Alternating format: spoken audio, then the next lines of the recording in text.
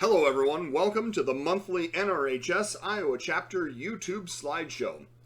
If you're interested in more information about the Iowa Chapter, please visit iowanrhs.com. There you can join the chapter or renew your membership and order any of the great products that the Iowa Chapter has to offer, including DVDs and photo collections. Please enjoy the program this month and consider visiting iowanrhs.com. Hello, everyone. Welcome to the September 2022 Iowa Chapter NRHS and Cedar Rapids Railfans slideshow. We have Rick Byrne here with us today, and just as a explanation going into it, we have two programs that we're kind of patching together here. We have about 35 minutes of material that Rick recorded with Cedar Rapids Railfans several months ago, and that is based on some passenger trips that he took in his younger days. And then that's the second half of the program. The first half of the program is going to be Rick Byrne's collection of slides about the Chicago, Aurora, and Elgin. So, Rick, why don't you give us a little bit of background into the CA&E slides, and then we'll jump right in. Thanks, Tom. The Chicago, Aurora, and Elgin was a railroad that I had much affection for. I grew up a block and a half away from it on Poplar Avenue. And I vividly remember in 1955 through 1957 taking my dog Dusty, and we'd leave the house about 6 o'clock at night and walk the block and a half to the Poplar Avenue station in Elmhurst, Illinois. At that point, usually the big thrill was the eastbound Chicago Great Western passenger train, which ran on a parallel track to the Chicago, Aurora, and Elgin. However, that train was dropped in 1956. The Chicago, Aurora, and Elgin unfortunately came to its end rather drastically with a court order on July 3rd, 1957. I think the order was issued about 11 o'clock. And by noon, the trains were not running. Commuters were stranded, and it became a total nightmare, the Chicago, Aurora, and Elgin. I will look at the first shot here. This is at York Street in Elmhurst, Illinois. Now, this is not where I grew up. This is one station west of there, and this picture is taken in 1948. We moved to Elmhurst in 1953, and I was very young still at that point. Another Chicago, Aurora, and Elgin shot.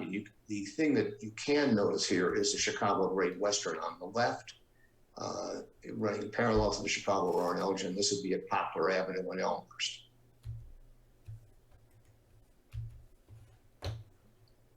There we go. This is a very unusual situation. One of my best friends in high school was a fellow named Vic Mall, and unfortunately Vic is no longer with us. But his dad overheard we were going to take the bus from Elmhurst out to Wheaton to see if we could take pictures of the Chicago, Aurora, and Elgin equipment still stored at the shop. This is about 1960, and the equipment's still around yet. What we didn't realize with his dad as police chief, he called the general manager of Chicago, Aurora, and Elgin and said, "My son and a friend are coming. Let them in, please." So we had a chance to go inside and take interior and exterior shots. So this is inside the car barn? This is inside the car barn in Wheaton, Illinois. Another shot, again, in the car barn in Wheaton, Illinois, while they're in storage. So do you want to give us a little bit of the background of this court order that ended the CA&E? The railroad for a long time had tried to go out of business.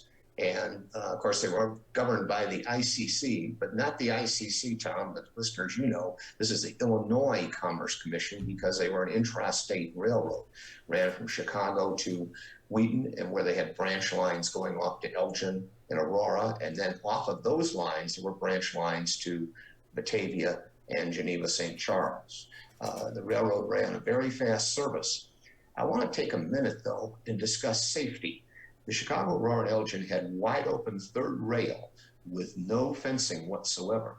But babies still in diapers knew you didn't touch the third rail or you'd be zapped. So we didn't have any problem with it. And you'd think we would with kids trying to cut across the track between crossings and this type of thing, but that didn't happen. This is, again, another car at the Wheaton shops, probably winter. It's in my slide collection, so it might have even been as late as winter of 1960-61.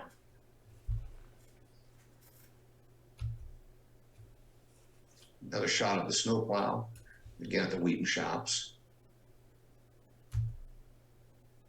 This was a baggage motor. The Chicago Roaring Elgin was into baggage service or express service during the well into the 20s, 1930s. They were also big into funeral trains, which is another whole subject, but most of that was gone by the Depression. The exterior light fixtures are interesting too, along the side of the car body there. Yes, this was probably a work car by this time. Okay. And a fuel tank car. Is that a window on the side? That it is. So it must have been some kind of a way for people to get in and run valves. That's the only thing I can think of. Huh. It actually says weed killer on the side. But okay, that's what it is then. It's weed killer. And there would have been a person riding in there shooting the weed killer. Ah. This inside of a Chicago Roaring Elgin coach. Of course, nothing was air conditioned. They did have restrooms. And we won't discuss on here where the toilet flushing went, but I think we all know. Another Chicago Roaring Elgin car in the shop. Again, these are mostly the same paint schemes, even though the ones you say on the left are different. No, they're really not. This is faded on the right. Okay. So those on the left with the brighter red, those are just newer, painted at a newer time? Right. Roaring Elgin got their last equipment delivery after the war, December of 45. So that was pretty late for a railroad that was going out of business by 57. Yeah. So I'm sorry, I interrupted you, but what was the result of this that ended in this court order that shut them down? It just shut down. That was it. People were stranded. Well, right, but who precipitated the court order? Were they trying to operate without permission? No, they were trying to get out of business. They wanted to go fold up and go out of business and then sell the assets. Ah, I see. Well, the real killer of the Chicago Roaring Elgin was Mayor Daley. Let's make sure we get that word in there, Tom. Mayor Daley. Yes. Who wanted to build the Eisenhower Expressway, called the Congress Expressway. They did it in a very poor way. They made the Roaring Elgin pasture change in the city of Forest Park to the Chicago L, and they slowed the L down. My dad rode that every day until it ended in 1957. But people just left after they did the shutdown in September of 1953. So it could have been a fantastic railroad. I can daydream on one of these calls about what could have happened. They could have had high speed running at 70 miles an hour in the middle of the expressway. There were tunnels that are built, you can see them today, that they could have gone into an underground terminal downtown Chicago. But that didn't happen for Mayor Daley. Right. So the ICC was telling them that they were providing a service and they had to continue to do that. Right. Again, that's not the ICC that your listeners know. This is the Illinois Commerce Commission. Right. I understand. Yep. Makes sense now. Another shot in the yards there. But the open third rail was very unique on the Chicago Roaring Elgin. No safety protections whatsoever. Yeah. The overhead wire was because going into Aurora and going into Elgin, they did not have third rail. Those cities did not have that, so that's where they raised the pole to go in. One of these Chicago Roaring Elgin cars has survived and is still at Old Threshers in Mount Pleasant as well. Right. There's quite a few of them around the country. Mm-hmm. Here's a newer steel-sided car. Right. This is a 1945 model. Yes, right next to the wood, actually. Yep.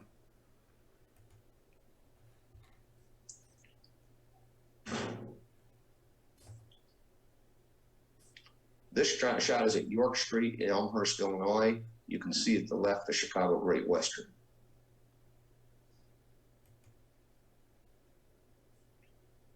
Looks like a postcard. Yes, it does. And I don't know where it's located, but again, sort. a typical three-car off-hour train. They ran 5-6 cars during the rush hour. They also had a famous train called the Cannonball, which did Chicago Elgin in 59 minutes or Chicago Aurora in 59 minutes. It was broken up at Wheaton, and it was always heavy switching in Wheaton. Okay.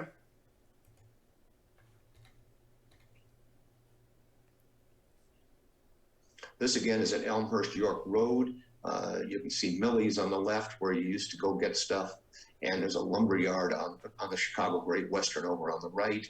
I don't see the Illinois Central Crossing, but it's approximately, maybe 3 city blocks behind the train in the photo. Can you identify the front end of that car with the blue tire? No, I can't, although for some reason I'd say a Mercury, but I don't know. I'm not a car buff. It's pretty impressive with the blue and white walls, and yeah, definitely speaks 1950s. All right, so this is a collection shot that you have. Right. And I am not sure of the location. I'd have to look up where Powell's Pharmacy was located, but my guess is that probably this is Villa Park, because they had a couple of, either Ardmore or Villa Avenue had stores by it.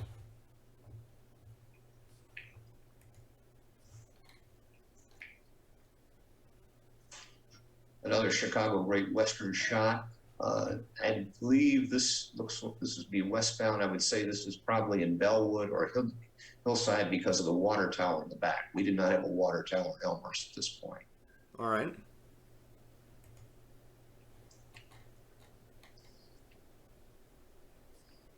And here's the map of the Hillside and Bellwood area. Right. And of course, you can see the Cook County branch going to Mount Carmel. That was the big cemetery line. There were lots of funerals out from Chicago out there. In 1962, now this is after the Chicago Aurora and Elgin, I worked at Bellwood Avenue, right at the tracks there at Sleeper's Rexall Pharmacy. We still had the Chicago Great Western, and you could see the remnants of the Chicago Aurora and Elgin. In addition, in 1930, they built an elevated L line, they called it. It was a grade level line down to Westchester, which was down at the bottom of the photo you have here, south of alternate 30. You can see alternate 30, the cross line going across there. That line went out in 1951, and guess what happened a month later? The big subdivisions went in. So this would have been a perfect commuter line had it just lasted one more month. Yeah. That was run by the Chicago Transit Authority. Now you talk about these funeral trains. So they had, I've heard, like bits and pieces of this. They had literally parlor cars where they would load up the casket and the family and take them out to the cemetery. Right. The stories I've heard is at Marshfield Avenue, which is today it's where the Chicago Medical Center is, just west of Ashland. They had major freight elevators there. So the the casket would be brought there, it would go up, and they would put that probably in a baggage car, and the family would be in the parlor seats, and then everybody else going to the funeral would be in the rear coaches. They'd go out the branch out to the cemetery, which was located actually at Wolf Road. You can see the abandoned line along US 30 west of the bridge there. That was the big point. They would unload it, and a wagon would take the casket to the gravesite. People would walk, train would wait, and then would go back. I believe that line was also third overhead wire, not third rail, because people were walking around the cemetery. All right. But that practice mostly ended during the Depression, you said? Right. And as vehicles became available, we're talking about 1910, 1920. That's the way you would have it. Yeah.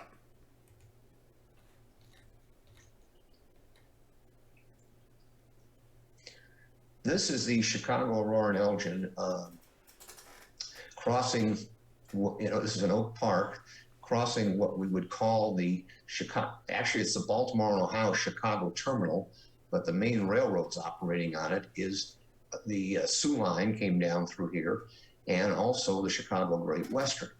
However, what's important to note is that there is I believe it's a candy company, a company that uses sugar anyway, and this line is still intact. You're standing in the middle of the Eisenhower I-290 expressway right now. This was all, of course, demolished for that. Okay.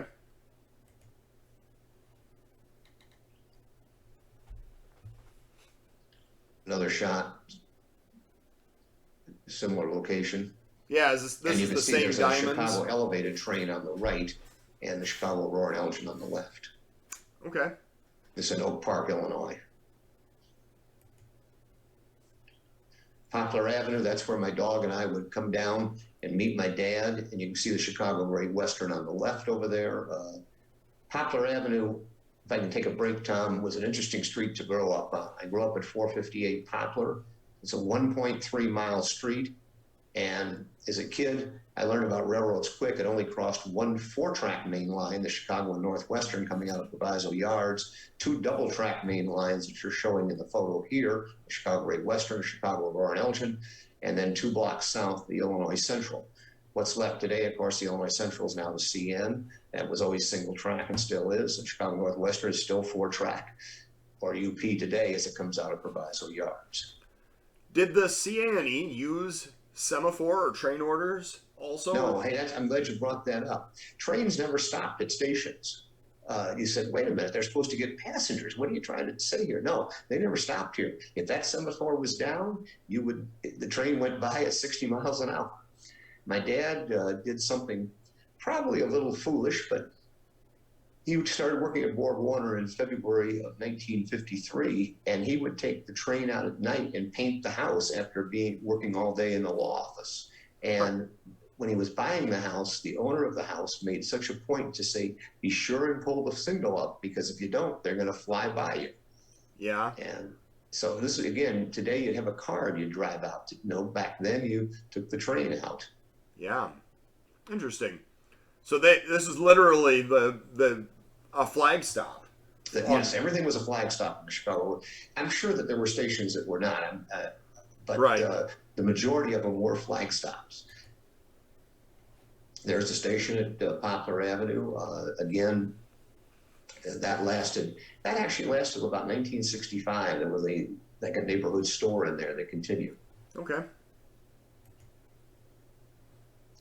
This is York Road.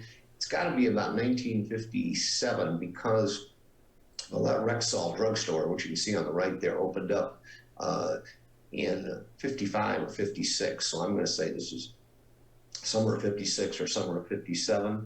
York State Bank on the left, which is now part of one of the major banks, and Bill's Barbershop, a good place to go get a haircut. All right. Again, another image that just so clearly speaks 1950s to you. Right.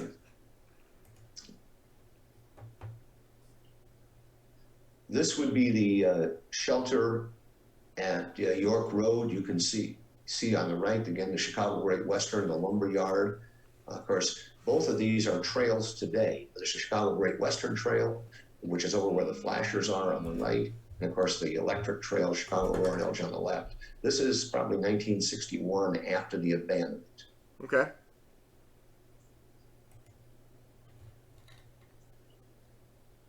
Got car number Chicago Aurora and Elgin car out in Wheaton.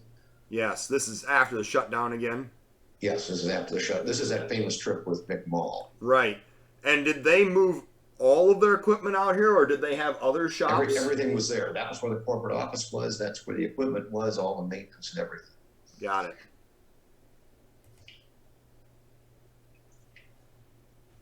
Oh, I think we have a duplicate there. Here we are. Inside now. Right. Notice a wooden car. Mm-hmm. And those were running up right to the end. Steel-sided, but they wooden on the front. Yep.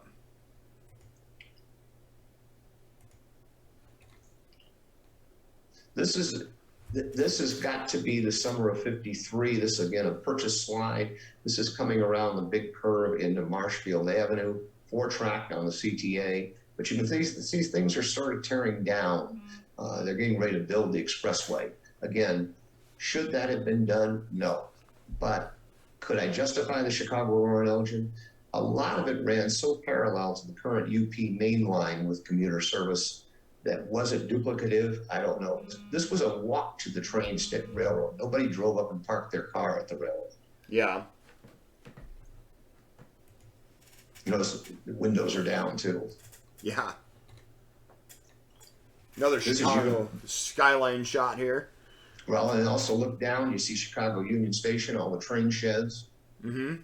You got an inbound Aurora and Elgin on the right. You've got an outbound CTA train, or it could have been Chicago Rapid Transit, but that went out in 47, so it's probably CTA, and then an Aurora and Elgin train coming out. The Aurora and Elgin's ended at, I believe it was 310 South Wells, near Wells and Jackson. They went into a stub terminal. That was also used, though, by the Transit Authority for rush hour trains. Okay.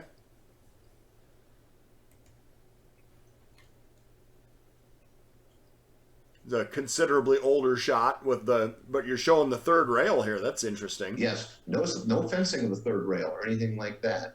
Again, I would guess this is probably Spring Road in Elmhurst. Again, the Chicago Great Western paralleling, and you can see the Great Western flasher on the left.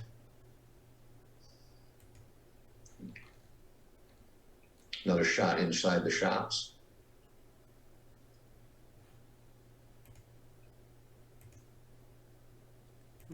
There we go. This is the removal of the railroad, the scrapping train. It's taking a Poplar Avenue. Great Western in the background. If you can see the heavy wiring with the large number of wires on the lower poles behind the train. Yeah. New York Central gone. Yep. And what is that Swift switch engine? Right. It's an interesting little piece of equipment as well. And again, all of this is hikeable today. Both the Chicago Great Western and the Chicago Aurora and Elgin are trails. Yep. This shot is on the Batavia branch. I don't know which stop this is. Again, you can see it's a very low grade line. They're picking up looks like electric power at this point from the overhead because the wire is up. So yeah, it says Forbush down in the front. Okay, that's a road, Forbush Road, and I believe that's on the Batavia branch. Okay. It's interesting that, so you talk about having the windows open. They have a portal window back there also. Yeah. And this car looks like it's freshly painted. Yes, and that may be the restroom area too, where that window was. There were restrooms on these trains. Okay.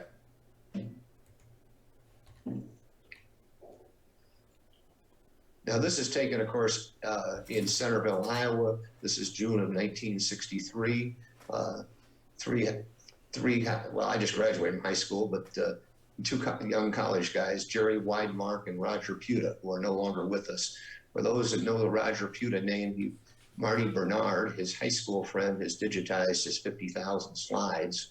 And this trip had a lot of unusual things, including the 56 Mercury rolling down a hill into the middle of Iowa Highway 5. Nobody got hurt, no cars hit.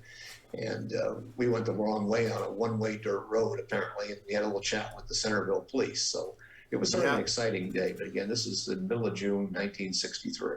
Yeah. And I believe this shot is either in Moravia or Appaloosa, so probably your Iowa members can tell you that. Well, I was going to say, this is very likely an Iowa chapter trip that we're looking at. It was, yes. It was an Iowa chapter fan trip. Right. The only thing that's missing from this one is the WCF&N 100 car. Right. And now we're back at the shops again. Yep. So these. That's a 1945 car. Yeah, these are some of the that last delivery of cars you were talking about. Right. This is downtown Elgin.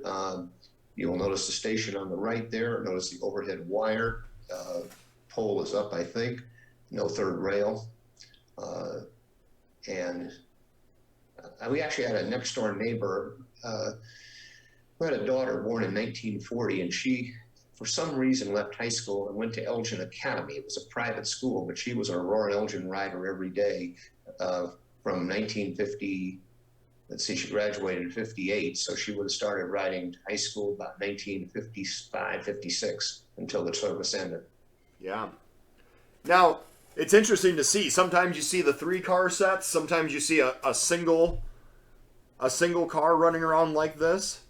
Well, don't forget, all trains went Chicago to Wheaton, and then something happened at Wheaton. And either the train, they were not the day locals, but most of the 3-car, 4-car trains were split. And then that new crew would get on one of them, and then the other crew would go to either Aurora or to Elgin. They would have a split of trains. Batavia was different. That had a shuttle, which actually just went back and forth. You had to physically get off and change trains. Got it. Another snowplow shot. We saw that earlier. And this remains, of course, of the railroad. Again, the track is still in there. You'll notice at the left. This is on one of the Chicago, on the Aurora or the Elgin branch, but I don't know which one it is.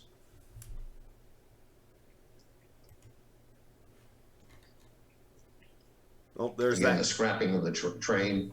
You can see I-294, the Tri-State Tollway going overhead. That opened in December of '58, and they're starting construction on the I-290 expressway. You can see in the back of the picture.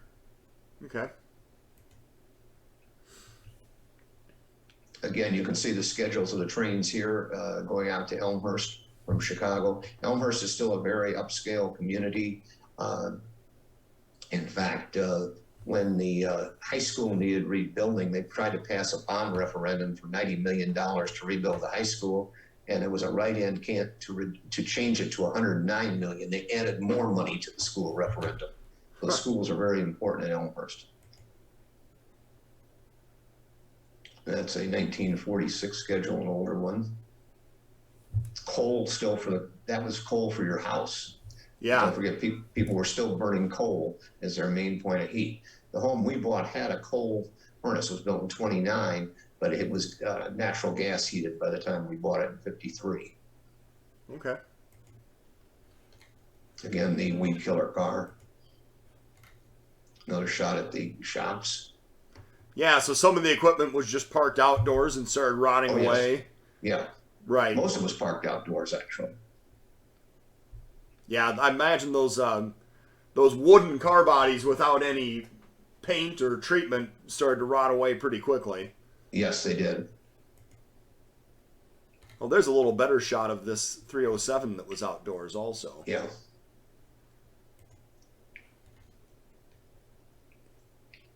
And there's the whole lineup. That's the lineup. That's the way it would have been, on a Sunday afternoon if you'd driven by there in 1952, because, of course, limited equipment was running on Sunday service. Mm-hmm. Well, a little different perspective of it, but the same. Right. So. I'm not sure what that was. I don't know. That flat car has CA&E lettered on it on the right. Yes, I think both of them do, actually. Some kind of, some kind of work train, I guess. It looks like there may be a crane bucket on there as well. Could be. Is this a line car? That's a line car, yes. Yeah.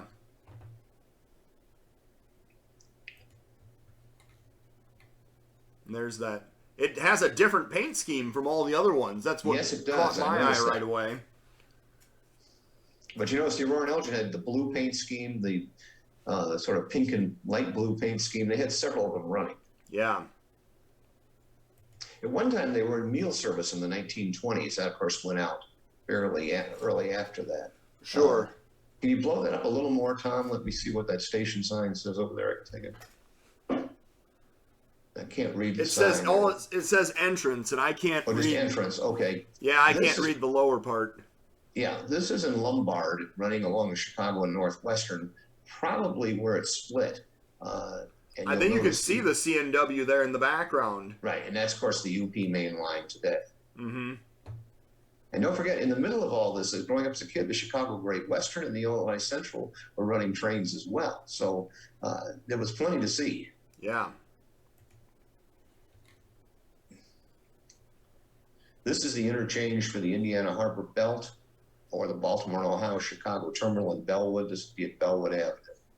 So did CA&E have freight service also? Yes, actually the freight service ran 2 more years till 1959. Okay. But again, it would not have been much of a freight railroad because the communities they went through, for the most part today, are still very upscale suburbs. And right. They weren't designed to get into industrial areas. They were running through neighborhoods. Yeah. Well, they were running on high-speed track.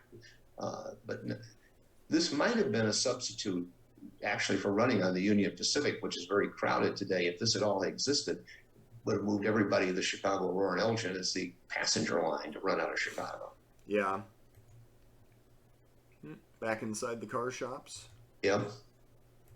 We saw that. There's the number 7. That's that line car again. Yes. Right. Yes. And this is the interior shot. Mm-hmm.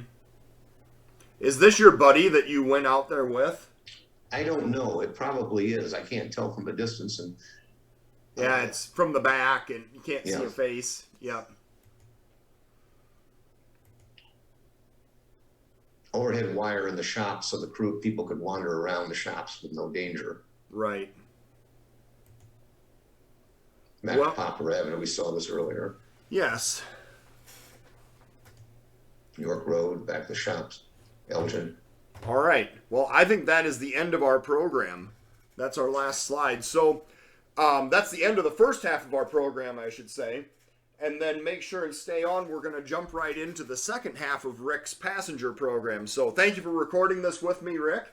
And you're going to continue presenting. You're just not going to do it. You just don't have to record it right now. Right. So, all right. Thank you for your help, and we will talk to you again soon. Sounds great. Thanks, Tom. Okay.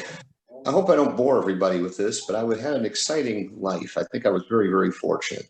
I grew up, we'll talk about it, grew up on Poplar Avenue, 15 miles west of Elmhurst. But Poplar Avenue is only 1.3 miles long.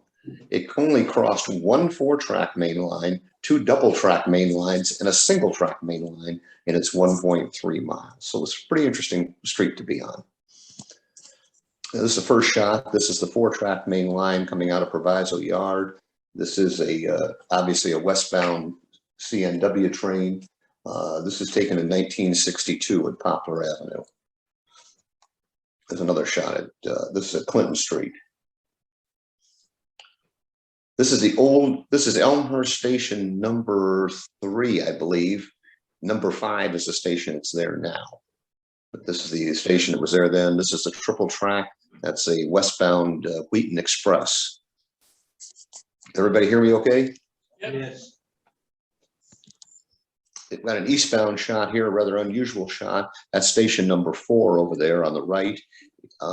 You've got a commuter train that's come out. It's going to deadhead it. It's going back into Chicago. The train on the right is the Kate Shelley 400 coming in from Clinton. So he was on the middle track and the other train was on the outside track. This is a shot of a Milwaukee Road detour train going by station number 4, where you got the pilot unit and then a Milwaukee Road F units, 1965 floods. The second railroad we had was the Chicago Great Western, and this is at Fair Avenue in Elmhurst. That's the the Tri-State Tollway behind there are 2 tollways. There's 2 expressways running parallel there, I-290 and then I-294, and they're separate roads. This is a local going out to Sycamore, and I think he goes all the way to Stockton, actually. This is a shot crossing Illinois Central at Elmhurst, Prospect Avenue, and to the right of the tower would be the Chicago Aurora and Elgin Electric if it was allowed. It wasn't there at that time. Eastbound shot, this is on single track at Spring Road with Chicago Great Western's normal E6 unit lineup, excuse me. And you can see the Chicago Aurora and Elgin power poles on the left. There's a Chicago Aurora and Elgin, which was right next to the Chicago Great Western. You can see on the left. This is at Poplar Avenue in Elmhurst, where I lived. I'd walk down here when I was a kid, meet my dad, who came in on the 629 train every night. That's the Poplar Avenue station. And the line was abandoned by this time. That's York Road, the next station west in Elmhurst. This is probably about 1955, 56, something like that. And that's the Dubuque Bud Car train crossing the Chicago Great Western, actually coming in from Dubuque. That's an eastbound shot, taken in 1973 or 74. And the Great Western was pretty well out of service by that point. This is the Land of Corn coming in from Waterloo at the Elmhurst Depot. And a shot of an eastbound freight taken from the Chicago Northwestern mainline bridges. You wouldn't go up there, as we just learned from Operation Lifesaver today, but at that time you could take pictures up there. Okay, many of you probably have seen this shot, but it's my first picture as a kid. This is taken March of 1960. That's the Chicago and Northwestern freight southbound at the Chicago North Shore in Milwaukee.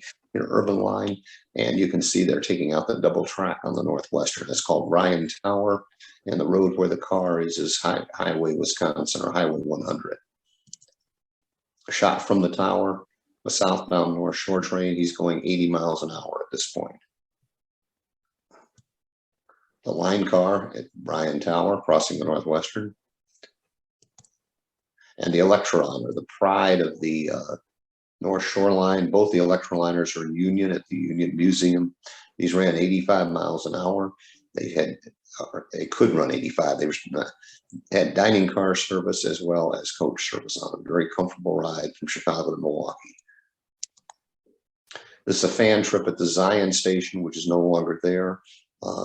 Big station. Zion was famous because the joke was the town was holy. They had lots of churches and roads with holes. It was pretty. It's coming along now in later years. Still served by the Metro commuter service on the Northwestern. The Electroliner at South Upton. You can see the line cutting off in the background of Mundelein. He's probably running 79 miles an hour at this point. Roosevelt Road, the bottom of where the railroad started. This is a fan trip. Notice how people dressed for fan trips back then. Complete coat and tie with hat. I never did that, but that was seen. And this is probably let's see if I can get my chart here real quick. About 1962. This is on the loop at State and Lake is where it's taken. And that's a northbound train coming around. Chicago Avenue in Chicago, which is the longest platform on the Chicago Transit Authority. That's a northbound Skokie Valley Waukegan Limited. And there's North Shore Freight at Winthrop Harbor, right near the state line. Shot at Racine. Let's see, is this Racine or Kenosha? I gotta look and see. This is Racine. This is spread a little more than it should be, but this is taken 1962. And there's an interior shot of what the cars look like on the North Shore. Quite a few of these are at Union. So if you get a chance to drive over Union, Illinois, which is not that far from Iowa, be a good chance to go see the equipment. The line car on the streets in Milwaukee. And an ad for electrified carload freight service.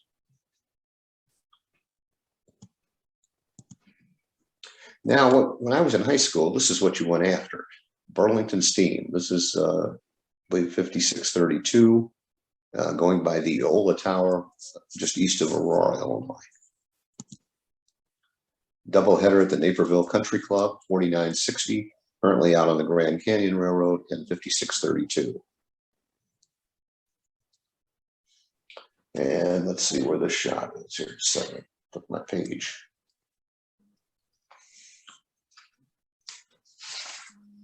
This is at Van Orens, Illinois, which is out towards Moline, Illinois. This is a fan trip going to Savannah. This is the days when you could walk in the roundhouse and just take pictures. So that's what we did one day. It's 5632 at the Clyde Roundhouse, Cicero, Illinois. Here's a westbound shot of the Morning Zephyr at Downers Grove in 1960. And he's probably clipping along at 80 right now. If you guys aren't familiar with the triple track main line, which now is all welded rail, you notice here it is not welded rail. There's no horns, and trains run all directions on all tracks. And you can have 3 trains running at once in one direction. No fencing. They have very few accidents. People know the track is there and they stay away from it. This is one of my favorite shots. It's taken at 5 in the morning in Oregon, Illinois, April 27th, 1967. That's the Black Hawk, the overnight train coming down from Minneapolis. Okay. My dad got assigned to some duty at this in Charlottesville, Virginia for 3 weeks, and my brother and myself and my mom were there. We went to Washington, D.C. for the day. My dad is the Army officer, not the guy at the back, but the one further forward. Let's go back here. This is a shot of a Southern Freight at Dale Avenue in Charlottesville, Virginia. photographer is the famous Roger E. Puta. If you've seen all his slides around, that's a picture of Roger. Here we have the C&O sportsman at Charlottesville, and they come in and they break the train up here. And so you'll see some stuff where they do that. He's on the curve there in Charlottesville. This is June of '61. This is a shot of the sportsman again at Charlottesville. But what's interesting is it had the RDC car on. This car ran from Richmond to Newport News and back. And apparently it was coming back from the shops. The Roundhouse in Charlottesville. Another roundhouse shot. If anybody's got any questions, feel free to ask. And a way freight in Charlottesville. Of course, this is chassis system by now, so you've got C&O and B&O pop. Another shot in Charlottesville. The train split there for Newport News, Washington, and New York. You can see the two sets of locomotives there. Am I coming through okay? Can everybody hear me? Yeah, good. Oh, good. Okay. This was interesting. I'm 16 years old, and we write a letter to the Virginia Blue Ridge. And then I met Raj Puta down there. I didn't know the guy before, and his father wrote a letter, and we got cab rides. Now, this is what a fun day to go ride on something. This is number 9 of the Virginia Blue Ridge in Piney River, Virginia. Another shot of number 9. This is also Piney River. Now we're on our way up about 2 miles up to the cement works. Another shot of the train at Piney River. And this is taken from the caboose, actually. We rode in the engine and rode in the caboose. Switching up to the cement plant. And I think this is coming into the Southern Railway interchange at Tye River, Virginia. Now this is, excuse me. Yes, this is at Tye River. You can see a Southern freight going by. And I want to point out at Tye River in 1961, they had segregated restrooms, but most people probably never heard of this. They had restrooms for men, white men traveling interstate, and colored men traveling outside of Virginia. Then they had a separate bathroom for colored men just traveling in Virginia, and likewise for women. So basically, if you're going to Alexandria, Virginia, across from Washington, D.C., right by National Airport, that you had to, the colored people had, or black people had to use the special bathroom, the dirty one. Otherwise, they could use the white bathroom if they were going to Washington, D.C. A fluke in the law that was corrected about 3 months later, but that was, we were showing that. But that's a Southern Railway going by at Tye River. Okay, we go from there now. And I was supposed to, in September of 1962, I was going up to visit Walt Dunlap in Rochester, Minnesota. This was my planned mode of transportation. This is a picture of the Rochester 400 leaving Madison, Wisconsin, with a Polar car, 2 coaches, and a dining car. However, the Northwestern was on strike, and so instead of riding this train, I rode this train, the afternoon Hiawatha, which you can still ride that route today. This is south of Milwaukee, but it's a nice shot of the train. Now we're up in Minnesota by Walt Dunlap's house, Chicago Great Western at Simpson, Minnesota on the Rochester branch. Another shot at Simpson. The depot at Hayfield, that was a major mainline point on the Chicago Great Western. Walt Dunlap's car in the picture. And this shot is at Kenyon, Minnesota on the main line with the stop signs that used to turn and those Griswold signals. Another shot of Kenyon. And this shot is, I believe, over in the Rochester area. It's on the branch over there. Oh, yes, it's going up to Goodhue, which is north of Rochester. The line used to go from Rochester to Minneapolis. In fact, it had the Redbird, which was a gas electric train running in the 1920s, fairly luxurious. A shot there near Pine Island. And another shot near Goodhue. Not a lot of revenue on this train. This is further south as we're approaching Rochester. Then we took the Great Western into Minneapolis and started taking pictures of the trains in Minneapolis for the day before we took a fan trip. We'll see the fan trip in just a minute. This is a shot of the morning Zephyr at Snelling Avenue. A shot of the Gopher, the afternoon train to Duluth, and the Western Star.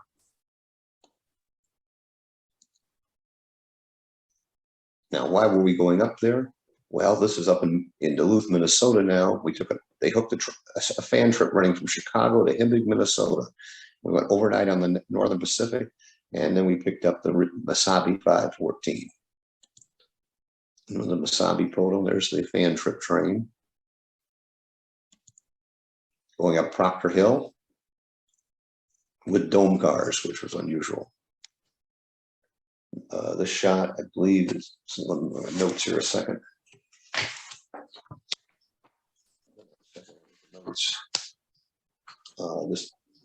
This shot again is in Proctor, Minnesota. The rail fans out taking pictures. This is Victory, Wisconsin, southbound on the Burlington main line. I believe this photo is in Tom's book as well. It came out going along the Mississippi River. And this one's further south on that same route. Okay, I got a little family problem here to discuss with the group. Everybody still with me? Yep. Yeah. My parents informed me that I couldn't go rail fanning with my friends Roger Puta, Marty Bernard, who you may see from Facebook, Mel Finzer, and they were going out for a big evening. But my parents explained that 17 years before in World War II, they had met this couple and they saw them get married, and they were coming with their 3 kids. And, I wasn't a happy rail fan because most rail fans, you want to go out and take to see railroads. So anyway, one thing led to another. Well, the next day the guys called me and they said, well, you missed this and you missed that. And all I could say was, ah. And Roger finally said, what do you mean by ah? Well, here's the reason for ah. Let's see the next. And this was a young woman named Barbie Shook, who lived in Atlanta. So I suddenly was very interested in Barbie and tried to figure out how to go see her. We still exchange Christmas cards. I'm married to the most fantastic woman in the world, but this was an interesting scene. So that's there. And this is us in Atlanta the following spring with Barbie, and that's Roger Puta there in this vested suit. We left Chicago and we took the Pennsylvania overnight to Cincinnati. I should put this photo in because this is at North Judson on that line. A terrible ride with the lights on all night, grouchy conductors.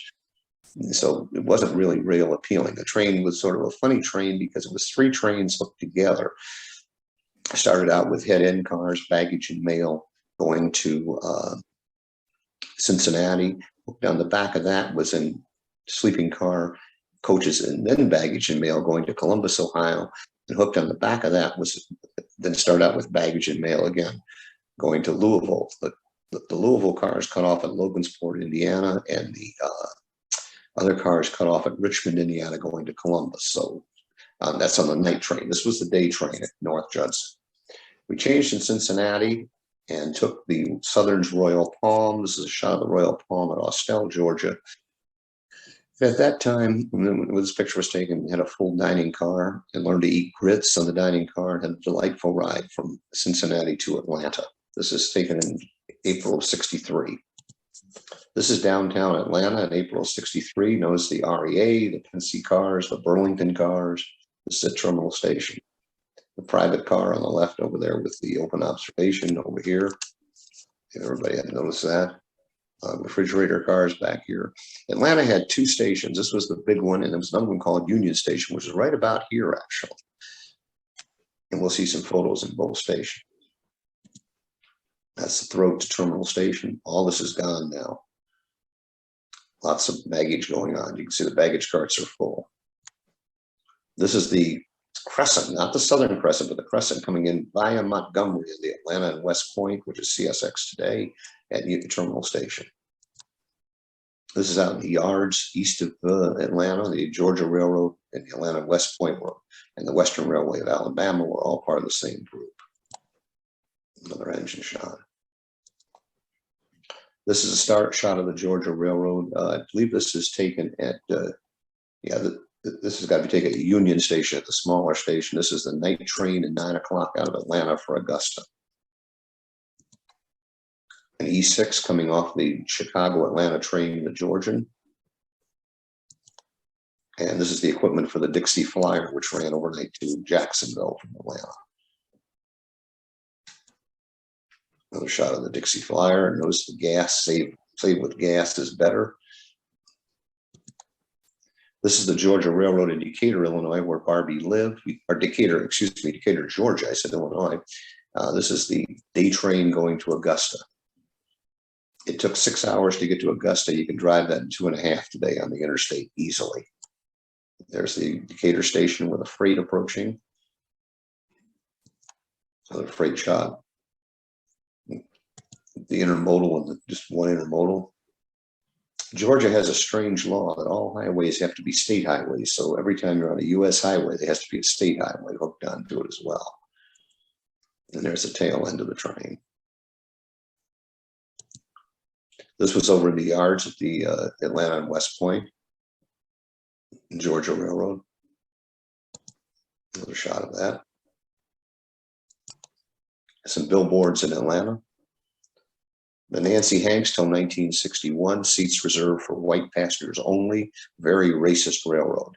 I met a sales rep from there who was very proud he made Colin Powell ride in a colored coach, is the way he put it.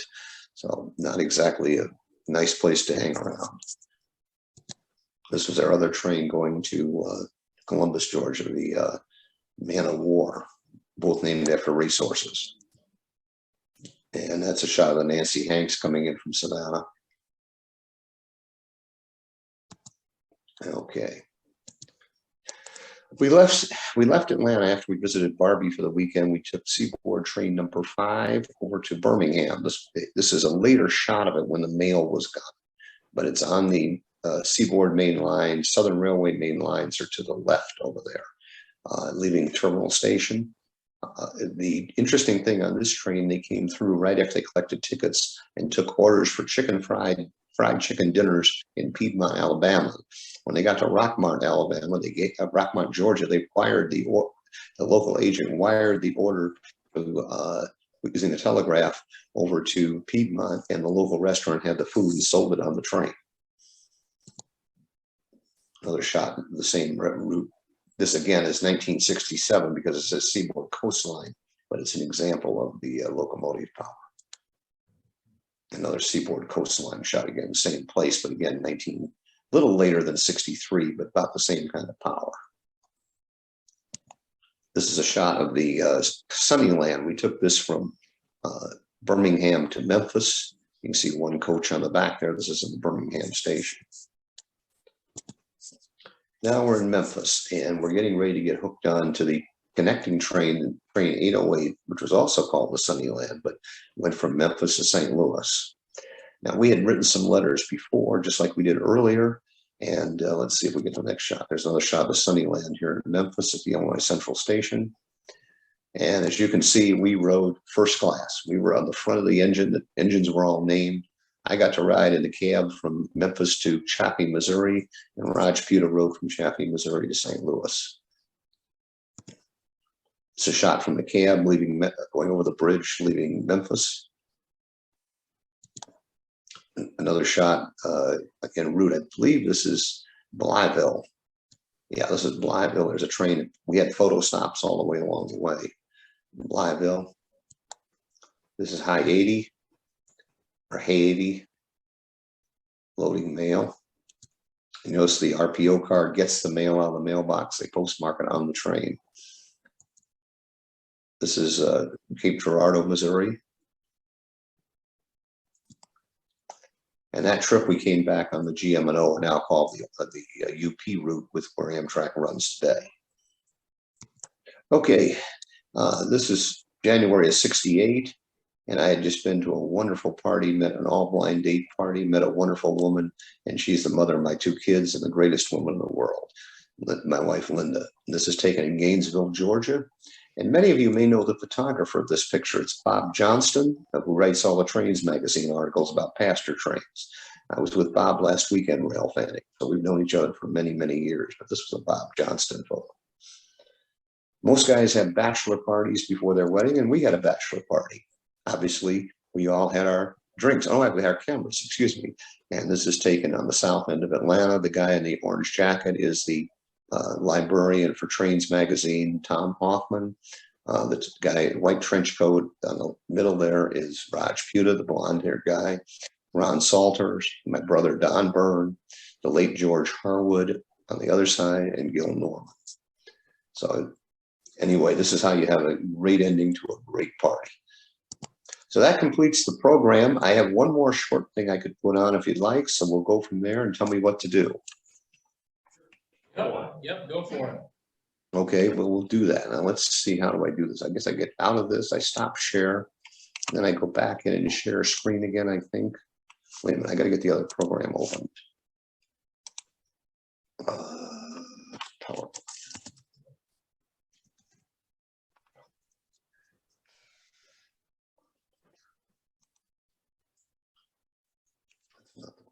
Okay, just a minute here. That's not what we want. Let me access a second. I don't want to be there. Let me go here a second.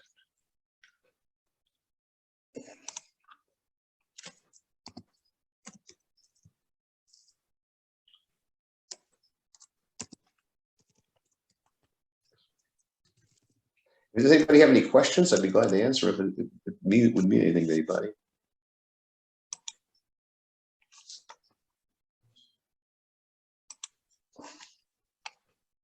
How familiar are you with Marty Bernard? Marty Bernard, I met in the fall of '62. We talk regularly. He's a long, long time friend. Where's he based? Minneapolis. Oh, really? Yeah. So if you got, yeah, Marty's a great guy. He's looking for slides to digitize. He does it for free. He just gets to keep a copy of them. So if you're looking for that, Marty's your guy. Let's see, am I on PowerPoint or not? I don't. Do you see any pictures? That you guys see my shared screen or not? No, not yet. Okay, so we're not in PowerPoint. I got to get through. All right, where's PowerPoint? I have lost PowerPoint. You got a train station picture up here. Let's see what we have. Okay, now I'm back in PowerPoint. Okay, we'll share screen again. The Buffalo should be on here. Let's see.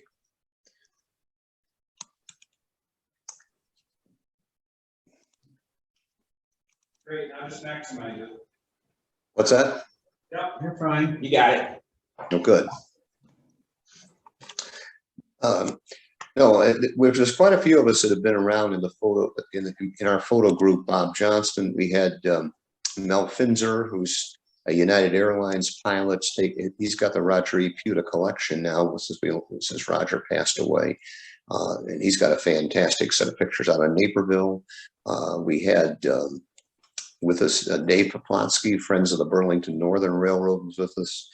I'm trying to think of some of the other guys you guys might know. A guy named Dwight Johnson, who used to work for the Milwaukee, spent a lot of time with that, big contributor to Union. And we have this event twice a year, and anybody wants to come out and go train chasing, we have a great program we put on twice a year. So Tom can connect you with me and go from there. So do we have this up now? New Buffalo Railroad Museum? Yeah, it's the title player. You got it. Okay. Here's their website. This is in the most southwest piece of Michigan you can have. It's just right at the Indiana border. There's the Railroad Museum. They have rebuilt the station there. It's opened 10 hours a week, Saturday and Sunday afternoons. And they have this troop sleeper back here, very well organized, how they were like during World War II, and the caboose you can go into, and lots of stuff in display in the station. It's free to get in, although there is a there is a, what do you want to call it, giving cup there or whatever.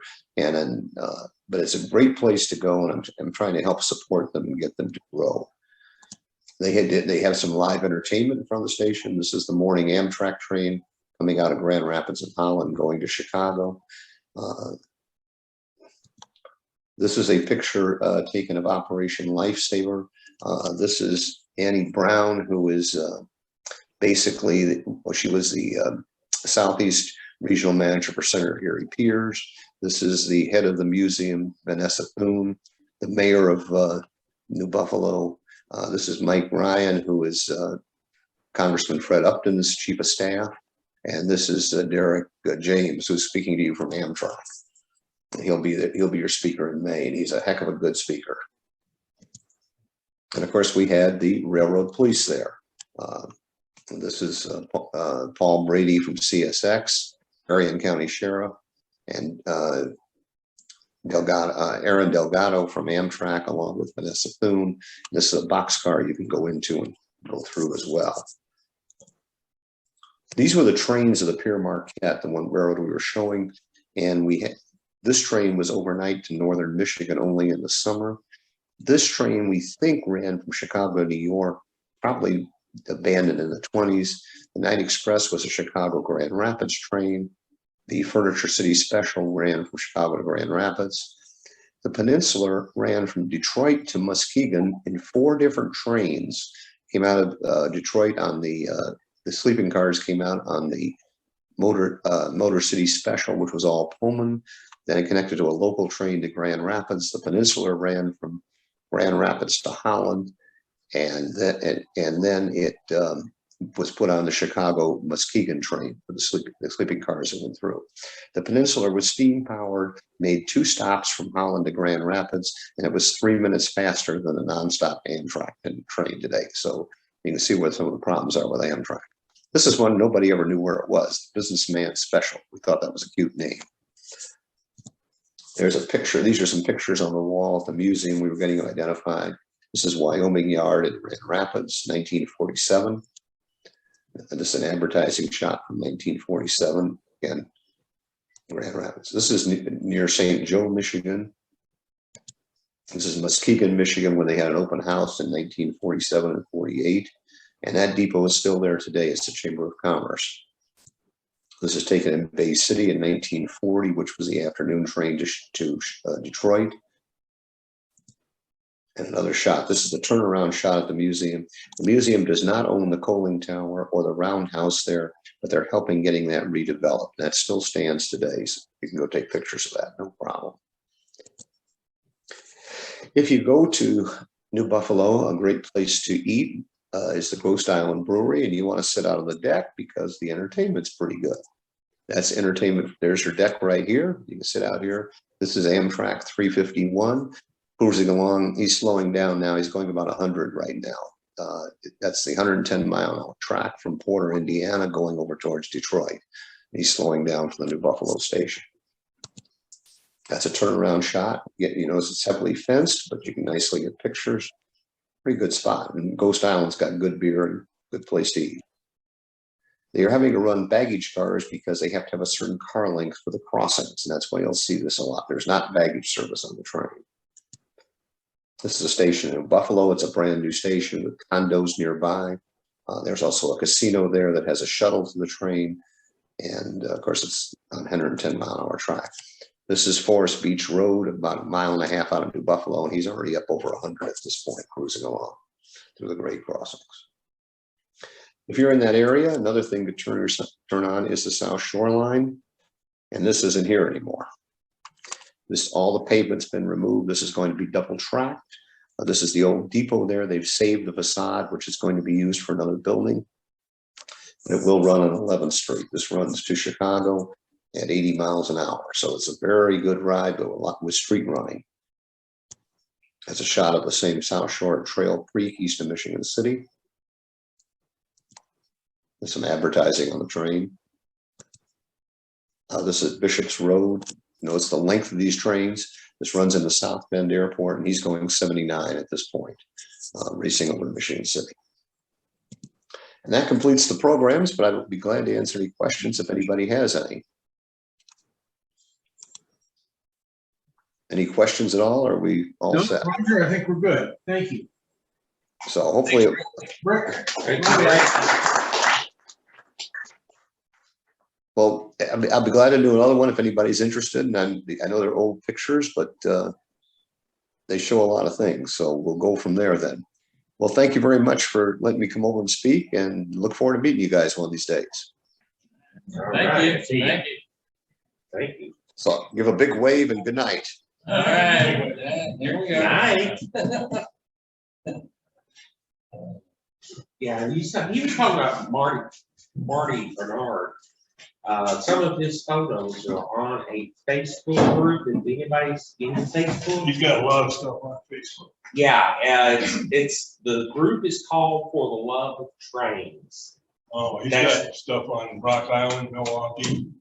Yeah. He posts on train orders all the time. You can't believe this. I was looking at some of the stuff on For the Love of Trains. There are some really great photographs there we had. So that's one of the groups that he posts on.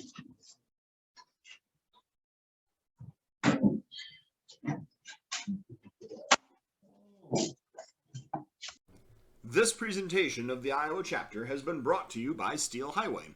Search for Steel Highway rail cams on YouTube, or go to steel-highway.com and order your copy of the magazine that every rail fan needs. Steel Highway, the magazine for the modern rail fan.